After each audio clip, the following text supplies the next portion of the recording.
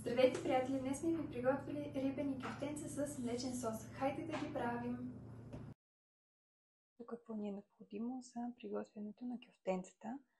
Сварени картофи, черен пипер, сол, бяла риба, която предварително е леко сварена, едно яйце, кора на един лимон, пресен лук и магданоз.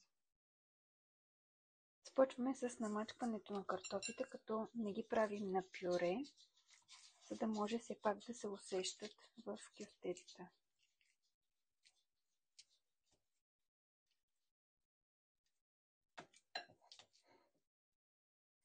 Обкусяваме с черен пипер. Добавяме кората от лимон,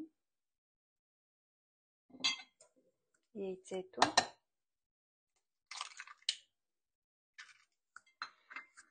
добавяме сол и нарязваме пресният лук и магданоз. Също ще добавим към сместа.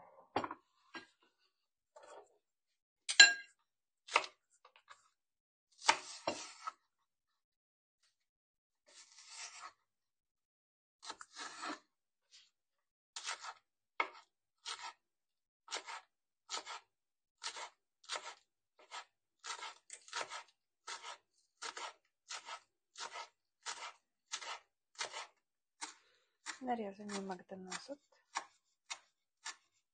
и всичко добавяме към сместа с картофите.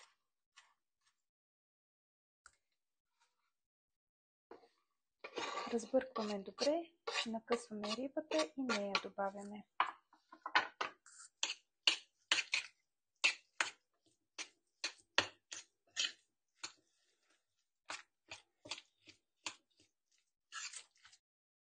Накъсваме рибата и я добавяме към картофите.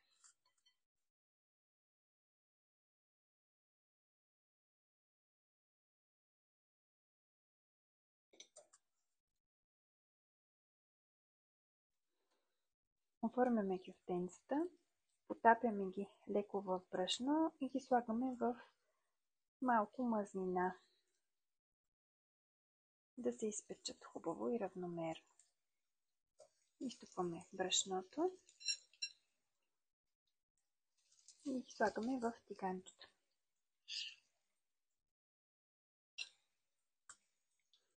Ето какво ни е необходимо за соса към кюфтенцата. Няколко лъжици майонеза, краставички кисели нарязани на ситно, лук нарязан на ситно, една супена лъжица сок от лимон и сол на вкус.